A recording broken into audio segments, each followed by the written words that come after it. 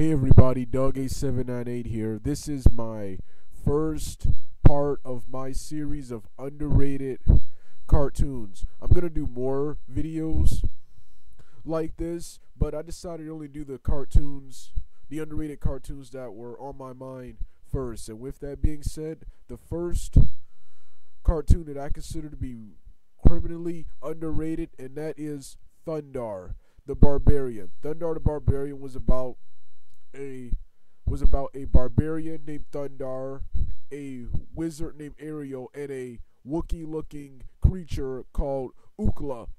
Ookla, who saved the world from various wizards, mutants, and a robot named Gemini, who was the only villain who appeared more than once on the show. In a post-apocalyptic time. It was what is not known is that it's one of the first shows to really break censorship. While this show was mostly light and kept light for kids, it was at times dark. One of the characters, an evil witch, in one episode died by being turned to stone by, I think, wandering away too far from her castle. And Thundarr was at least allowed to punch and wrestle people. Of course, like most protagonists of this time, he still couldn't.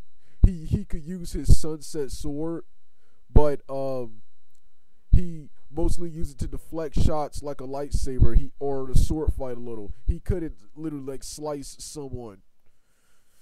For those of you who don't know, Thundarr the Barbarian is of course based on one of a obscure DC hero named Kamandi Flash Gordon, another obscure comic strip hero, and of course Star Wars and Conan the Barbarian. The next show on this list, of course, is, despite the popularity of this show, I consider this show and the entire franchise to be criminally underrated, and that is the very, very first He-Man and the Masters of the Universe cartoon series, which was created by Lou Scheimer, who of course was one of the major creators of the company Filmation. He-Man, while having limited to animation, this series has surprisingly aged better than I thought it was. When I watch it now, it's even better than I thought it was when I saw it a couple of years ago. The show is surprisingly, while at times cheesy, which I love about the show, it's surprisingly decently written and at times deep. And the artwork and the animation, in my opinion, are actually pretty good. But a lot of people, of course, don't like. Well, while this show is popular, a lot of people, of course, like the mock and will say it really, by today's standards, say it really wasn't a good show. But He-Man and the Masters of the Universe, in my opinion, is one of the greatest cartoons of all time, and the He-Man franchise is also one of the greatest cartoons of all time. The next show on my list is the 1988 Superman cartoon created by Ruby Spears. I've always wanted to see about this cartoon. I first heard about this cartoon in 2004 or 5, and I never saw it on Cartoon Network, despite it being created by Ruby Spears. A lot of their shows aired on Cartoon Network. I've always wanted to see it, and once again, and after watching it here on YouTube, I gotta once again say, I think once again this cartoon is criminally underrated. It's often overshadowed, in my opinion, by the Bruce Timm Superman animated series that came after this, and the entire Justice League series that came after this. But this show was good. The animation was superb. It was almost like an anime cartoon of the 80s. The show, of course, was decently written. It was based on the new John Burns reboot of Superman in the mid 80s, where they made Superman more human, which is what you see in Smallville. It was first demonstrated here in this cartoon. But despite that, this cartoon really, people don't really talk much about this cartoon, and that's why I included here included it here on my underrated cartoon list. The next cartoon is, oh yes, another He-Man cartoon, The New Adventures of He-Man.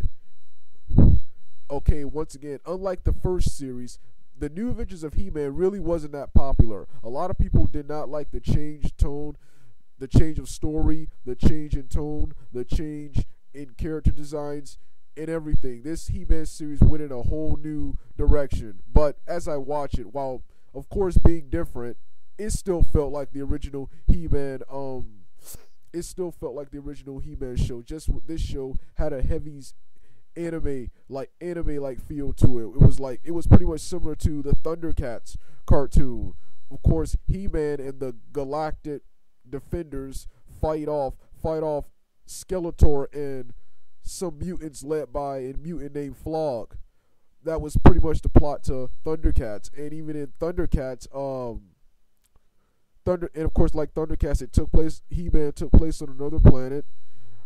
Instead of Eternia, this He-Man took place on Primus, and Skeletor, like Mumm-Ra, transforms. But I thought this show was brilliantly written. Characters were great. The animation was superb. The voice work was good. The action sequences, when they were decently choreographed. It was an awesome show, but people just really didn't care much for it because it was vastly different from the original He-Man and the Masters of the universe. Okay, the next show on my list is SWAT Kats. Man, SWAT Kats. I've been a fan of SWAT Kats since I was 6 when I saw it. Since I was 5 when I saw it on Cartoon Network.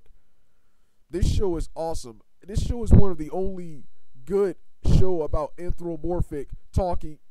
This is one of the only good action cartoons about anthropomorphic animals talking after Teenage Mutant Ninja Turtles. They tried several more in the late 80s and early 90s after the popularity of Teenage Mutant Ninja Turtles, but I thought all of those were crap.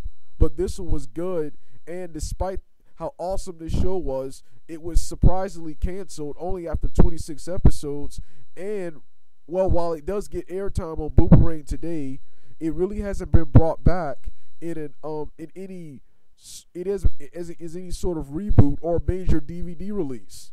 And that's why I consider the show to be criminally underrated. The next show is what's the next show? Oh yes, the next show is of course is the next He-Man and the Masters of the Universe, the 2002 series. I grew up watching this series. I watched every episode here on YouTube, and just like the original show, this show is even better than I remember it being back in 2003. This show is awesome. It had a much bigger budget than the last two He-Man series, and this He-Man series explored things and characters that the original He-Man never really got to explore due to the time it was created and due to the limited animation. But this show, once again, it had strong writing, awesome character design, awesome animation. The animation still holds up today. Awesome characters, and the storyline was just awesome. And I really would have loved to see season 3, which was He-Man and Skeletor teaming up against the Snake Man and the evil Hordak, leader of the evil horde. And even there was supposed to be appearances of She-Ra and He-Man's doppelganger, Faker. But none of that happened because the He-Man 2002 series, as awesome as it was, it came at a bad time. It came in the mid-2000s. Of course, that's when anime was popular. And unless you were like a Star Wars, DC cartoon or Marvel cartoon, your cartoon really wasn't gonna last. Okay, the next cartoon. Oh yes, the next underrated cartoon is The Batman. I thought while The Batman was an Emmy Award winning series, I thought the Batman was. I always loved the Batman the TV series, which of course, for those of you who don't know, is the third animated series based on Batman. I think it's often overshadowed by its Batman the Animated Series and Batman Beyond. I think this show is awesome.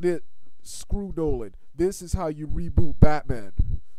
Nolan's Batman movies, in my opinion, are terrible. This is how you reboot Batman. This was the best reimagining of Batman I've ever seen. I love Batman the Animated Series. I hated Batman Beyond. I respect Batman Beyond, but I hate it. Hate it. But I think this one was the greatest Batman ever. I love what they did with the characters, and the season finale of this Batman, the season finales, which were Batman and Robin fighting the entire Justice League, and the Batman special where he fought Dracula, were some of the best I've ever seen. And this show, well, despite its popularity, despite being an Emmy Award-winning show, it really doesn't get that much airtime on TV anymore. I mean, even the animated series is seen on the Hub now. Yeah. The next show is Legion of Superheroes. This was another teenage superhero show, much in the vein of X-Men Evolution, Teen Titans, and the more recent Young Justice. I felt this show was awesome. This show was an awesome cartoon about Superman. I don't really read. I never read, or